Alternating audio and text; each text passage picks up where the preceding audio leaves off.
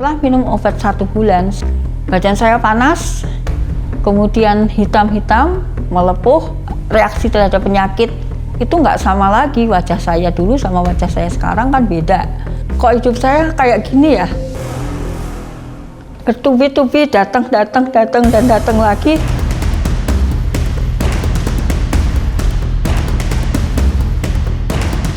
Keadaan yang membuat saya itu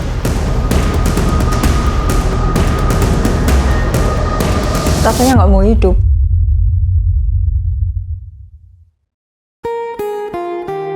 Masa kecil saya waktu di Salatiga itu saya adalah anak yang periang. Saya punya banyak teman dan saya habiskan waktu saya untuk bermain dengan teman-teman saya dan juga naik gunung.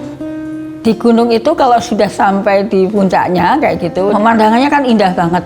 Nah, di sana terlihat kota-kota lain yang gemerlap, yang nggak sepi kayak Salatiga. Jadi memang saya pengen keluar dari Salatiga. Akhirnya saya berniat cari kerja. Ada yang oke nih. Di Batam, di pabrik softline gitu. Kerjanya nyampurin warna softline gitu. Gajinya juga lumayan. Duh, Batam ya? Jangan jauh-jauh lah, An. Nanti kalau kangen susah lah. Ih, biarin aja, orang dekat aja nggak diperhatiin kok. Aku kok gitu sih? Yaudah, gini aja. Nanti pas pulang, aku traktir es tebu deh. Beneran ya? Ayo kita berangkat, tinggal 10 menit lagi. Cari-cari informasi di Pulau Batam itu membuka banyak pabrik dan membuka banyak lowongan pekerjaan.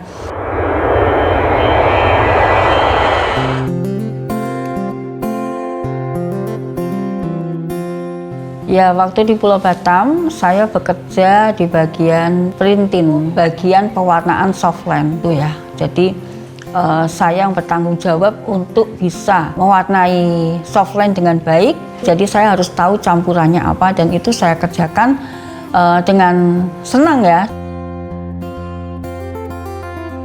Di sana pemandangannya bagus. Tempat orang setelah bekerja itu banyak spot-spotnya. Di sana kalau makan seafood nggak seperti di Salatiga, makan seafood beli udang kecil. Di sana kalau makan seafood beli udang itu bisa segede lengan. Nah itu yang bikin saya itu seperti ya Pulau Batam itu kayak surga banget gitu loh.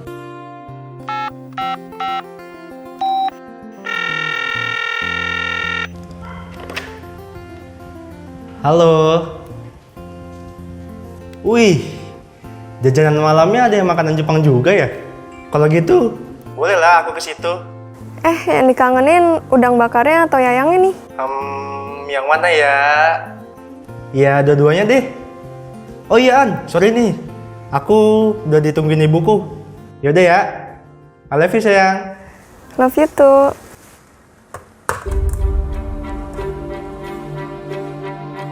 Ya waktu itu karena saya bekerja di bagian laboratorium kimia untuk warna, saya mengalami waktu itu sakit demam.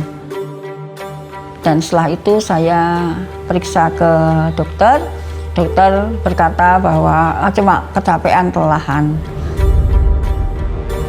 Artinya sakit sembuh kan nggak enak juga dengan perusahaan.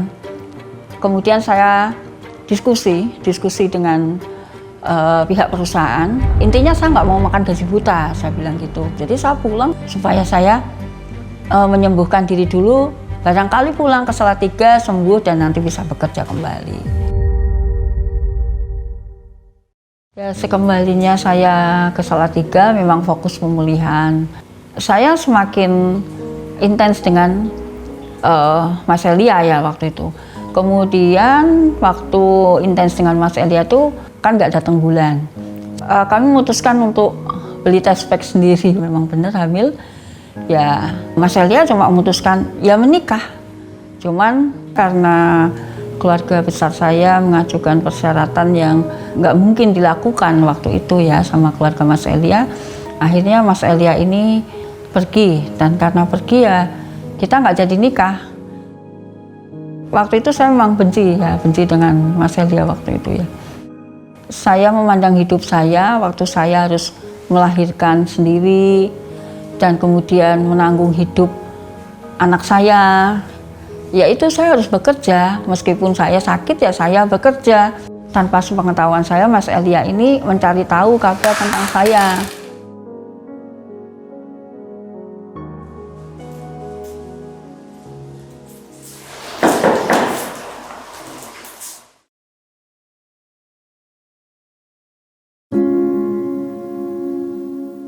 Dan kemudian akhirnya dia itu mendatangi saya.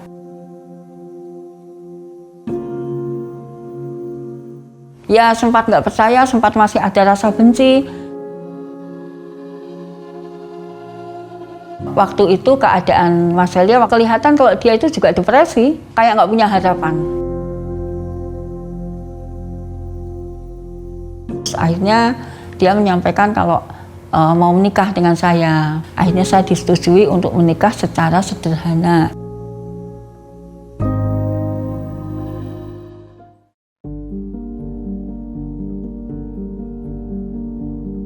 Jadi waktu saya mengalami sakit itu, kemudian sakitnya tambah parah, sama suami saya dibawa ke rumah sakit. Nah, waktu dibawa ke rumah sakit ada dokter yang tahu, dia seorang profesor. Situlah baru ketahuan kalau saya selama ini adalah indikasi gejala sakit penyempitan jaringan kulit atau bahasa medisnya itu skleroderma.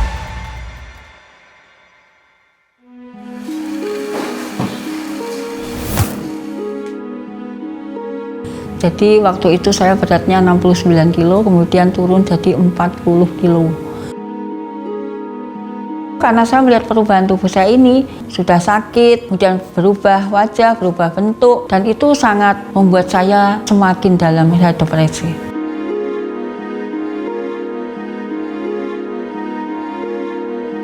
Nah, beberapa bulan setelah menjalani perawatan ini, saya periksa laborat. Kemudian ketahuan kalau saya hamil. Saya dimarahi dokter saya. Ini resiko hamil dengan penyakit seperti ini besar. Karena kalau hamil itu anaknya nanti akan cacat. Sekarang Bapak pilih anaknya atau pilih ibunya.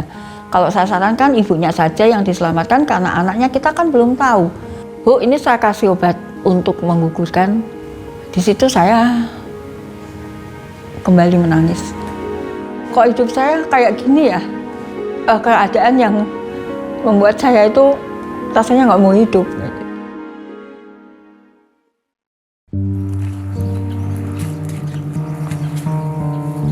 Seperti biasa saya periksa kehamilan.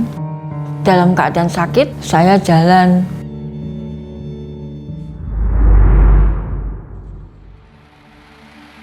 Kemudian ada kendaraan ini yang dia berhenti melihat saya, merasa kasihan.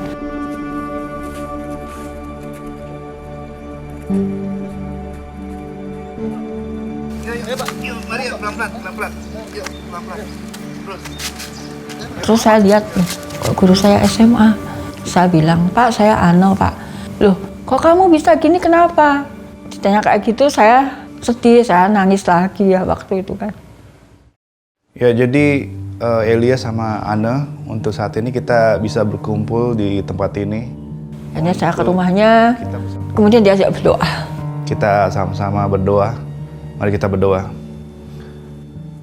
Terima kasih Tuhan untuk kebaikan-Mu saat ini. Didoain seperti itu, saya ada perasaan lega. Dari situ saya kemudian meyakini bahwa apa yang Tuhan buat dalam hidup saya itu untuk mengingatkan saya supaya saya lebih baik lagi dalam Tuhan. Ketergantungan pada obat ini membawa satu hal di mana selama ini membawa pengaruh dan sakit penyakit semakin lebih parah. Untuk saat ini bisa tinggalkan obat-obat, tapi serahkan pada semua masalah pada Tuhan. Tiba saatnya saya harus melahirkan.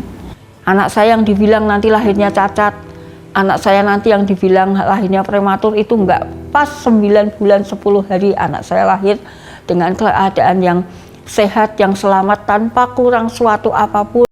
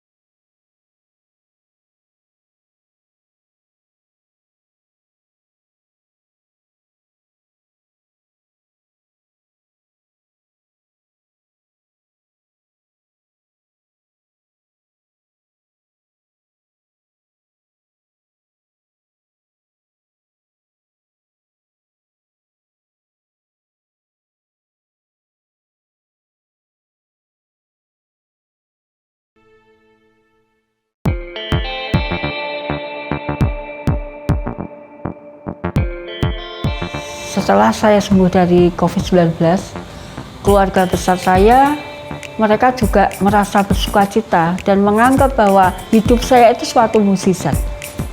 Jadi keluarga saya yang tadinya itu putus harapan, mereka bisa dikuatkan dengan kesembuhan saya.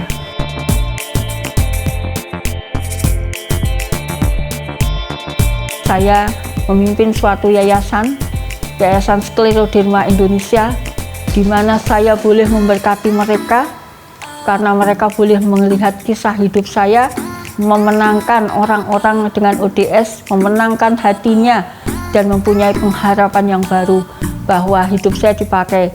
Saya sekarang ini kalau pergi bukan pergi untuk kesenangan saya, tetapi untuk menyenangkan Tuhan.